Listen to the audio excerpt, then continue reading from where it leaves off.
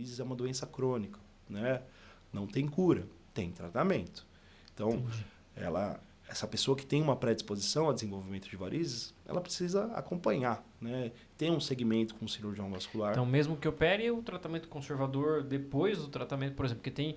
Eu sei porque minha avó tem varizes e ela reclama muito de usar a meia. Sim, E a maioria dos pacientes que eu atendo no consultório, quando você fala de usar meia, porque nesse calor é muito difícil usar meia, incomoda, esteticamente, às vezes para as mulheres que querem sair, às vezes com a meia e tal, acaba a gente sabe que não usa. Sim. Então, assim, operar não quer dizer que não vá precisar usar uma meia elástica. Exatamente. Então, é um cenário onde o paciente tem que entender, a gente tem que fazer o paciente entender que é uma doença crônica e que operar uma vez talvez não seja definitivo, né? Isso não vai fazer com que ele não tenha uma nova variz, ele não pode ter novamente sintomas, exatamente. Então, isso é que tem que ficar bem claro para o paciente, né? E é até um cenário árduo, porque o paciente normalmente volta para a gente e fala, doutor, eu operei uma vez, voltou tudo, né? Então, não sei se foi bem operado, doutor, enfim. E aí você faz o paciente, né, tenta fazer ele entender que é uma doença crônica, então vai ter varizes. E o que tem de técnica cirúrgica hoje? Porque tem a retirada da safena, né? Eu acho que o principal hoje, né, quando a gente fala de indicação safênica, por exemplo, né, de tratamento de safena, o que é gold standard hoje é o endolaser, né? Então, o nível de evidência 1A, isso com certeza é um tratamento cirúrgico menos invasivo. O que faz o endolaser? O endolaser a gente punciona, né? Então, a safena magna, né? Que é uma veia extensa, que começa lá perto do pé, né? Perto do maléolo, se estende até a região da virilha. Então, a gente punciona essa veia safena e sobe uma fibra de laser e gera calor por toda a extensão dessa veia, para que justamente ela saia de um cenário circulatório. Você meio que faz uma esclero com laser. Com laser, com calor, né? Então, tirando essa safena, esse paciente eventualmente... Você não tira ela cirurgicamente? Eu lembro quando eu rodei na vascular que tinha uma cirurgia que você tira ela, né? Sim. No nosso cenário, né? Obviamente, o endolaser, ele tem um custo, né? Sim. Então, no nosso cenário social, então, o stripping, que chama essa técnica cirúrgica, né? De extração de safena, ainda é muito utilizado. E a gente não pode renegar, porque ele tem o seu espaço, principalmente na nossa sociedade, né? Então, que usa SUS, né? Que não tem disponibilidade de usar técnicas mais avançadas. Mas o stripping, ele é uma técnica resolutiva, a gente consegue ter bons resultados, mas é uma técnica traumática, né? Então, e quando você opera a variz, é basicamente a safena ou você... Que ela é a principal, geralmente, acometida, é isso? Normalmente a gente tem um acometimento safênico, né? O que a gente sempre tem que avaliar as tributárias que a gente fala, né? Então, são varizes mais dilatadas. E normalmente, quando o paciente ele tem uma insuficiência safênica, mas essa veia não é tão dilatada, é um segmento curto, insuficiente, não é toda a extensão dela, é um segmento de perna, a gente opta muitas vezes por manutenção dessa safena e extração das varicosidades, né? Isso, por si só, já vai melhorar muito o quadro sintomático do paciente, sabe? Então, fazendo essa extração, essa flebectomia, né, que a gente chama, que é a extração dessas veias tributárias. Que é aquela que eu lembro que fazia com a agulhinha de crochê? Exatamente. A gente faz pequenas incisões. Você sabe ali que essa cirurgia me fez desistir de fazer cirurgia vascular, né? Eu lembro que você tinha um lado ali que gostava de vascular. Eu lembro disso na faculdade, viu? Você optou pela urologia. Exato. Ali. Depois dessa cirurgia. Foi essa cirurgia que me fez sair da cirurgia vascular. Mas você sabe que operar varizes é terapêutico, a gente fala, né? Então a gente normalmente fica numa posição confortável para o cirurgião, a gente fica sentado. Você fica sentado. Né? E a gente faz pequenas incisões e vai tirando. E é literalmente uma agulha de crochê, né? É uma agulha de crochê. E a gente faz uma pequena incisão e vai extraindo.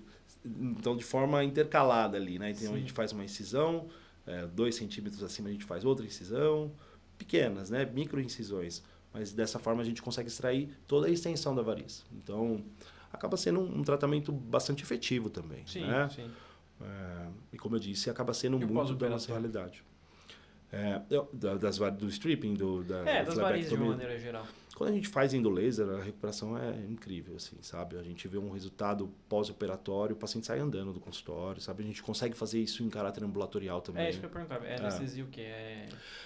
Normalmente, sedação? com o endolaser, a gente faz uma sedação, né? Uma sedação consciente, dá para fazer com anestesia local, né? Então, é uma punção que a gente faz na safena e sobe a fibra de laser e é um tratamento muito tranquilo. É um tratamento que, além de ser pouco traumático, né? O paciente volta a fazer atividade no dia seguinte, atividade laboral, né? Então, volta a trabalhar, volta a fazer atividade física de uma forma precoce.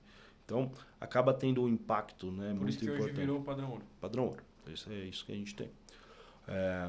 A técnica convencional, né, de extração de varicosidades vai depender muito do paciente, do acometimento que ele tem.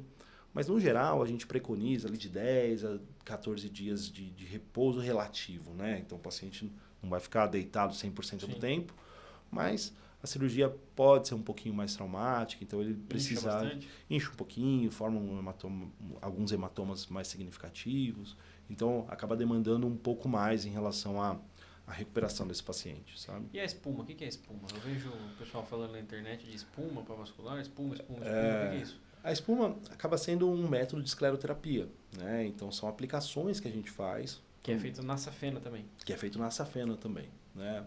Então é uma modalidade de tratamento onde, por exemplo, pacientes que têm úlcera venosa. Isso a gente acaba até usando no SUS, a gente acaba tendo uma disponibilidade no SUS.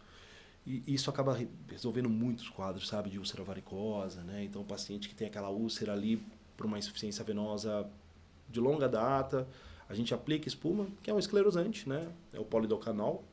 Isso varia... Você aplica dentro da veia? Dentro da veia. Então, a gente punciona ali, por exemplo, a gente quer tratar a safena. A gente punciona a safena, né? Identifica inicialmente qual é o grau de insuficiência, aonde essa veia é insuficiente, punciona essa veia e injeta esse material para que haja esclerose, para que haja fechamento dessa veia e o sangue não mais circule através dessa veia que é doente, que não ajuda o retorno do sangue, né? Pelo contrário, aumenta a pressão ali na região da perna. A vantagem da espuma para o laser seria custo, basicamente. Custo, né? E tendo os dois, iria para o laser. Para o laser, ainda o laser, com certeza, né? Mas como eu disse, a disponibilidade e o custo relacionado ao tratamento com espuma é algo surreal, né? O laser é muito mais caro, né? Acaba exigindo muito mais. Tem mais tecnologia, né? Sem dúvida. Mas a espuma tem o seu espaço garantido ali, sabe? Nos pacientes que, principalmente, acaba tendo ulcerações, né? E algumas escleroterapias pontuais, né? A espuma acaba tendo um bom resultado também, né? Entendi. E entrando um pouquinho na questão da trombose venosa, né? Elas têm relação com varizes, não tem?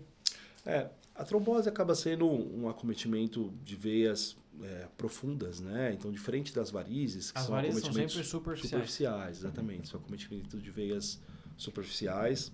A trombose venosa profunda, né, como o próprio nome diz, são acometimentos de vasos profundos, né? E que impactam demais no retorno sanguíneo.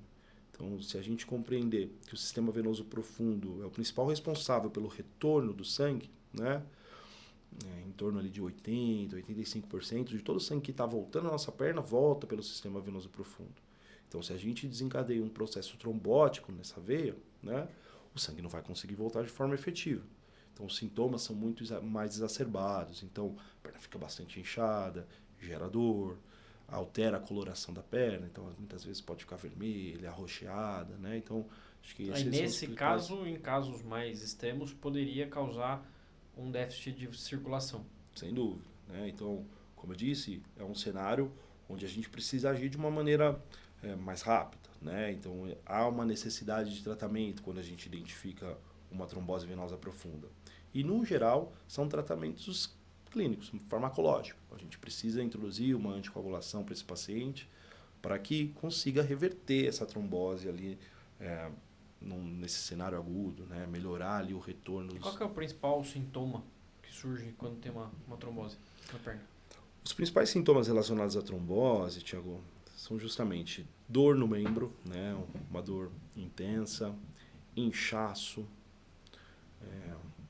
uma certa rigidez muscular ali da perna, né? O que a gente chama de empastamento. É um edema muito maior do que o edema da varize. É muito maior e muito mais abrupto, muito mais súbito, vamos dizer assim, né? Uma coisa que o paciente não tinha aquele inchaço, então ele muitas vezes pode ter um inchaço vespertino, que ele, né, a gente acaba pontuando aquilo como uma alteração das varizes propriamente, mas o paciente acaba tendo um desconforto muito grande em relação à dor, a um inchaço muito mais intenso, como eu disse, alteração da coloração da perna, às vezes calor localizado, né, dependendo ali do acometimento da trombose, né? Geralmente o inchaço causado pelas varizes melhoram quando o paciente deita, porque geralmente o paciente que tem varizes, o sintoma clássico de um inchaço na perna é aquele paciente que dorme, acorda com a perna normal e durante o final do dia está com a perna inchada. Perfeito. Na trombose, esse inchaço ele é contínuo. Ele é contínuo.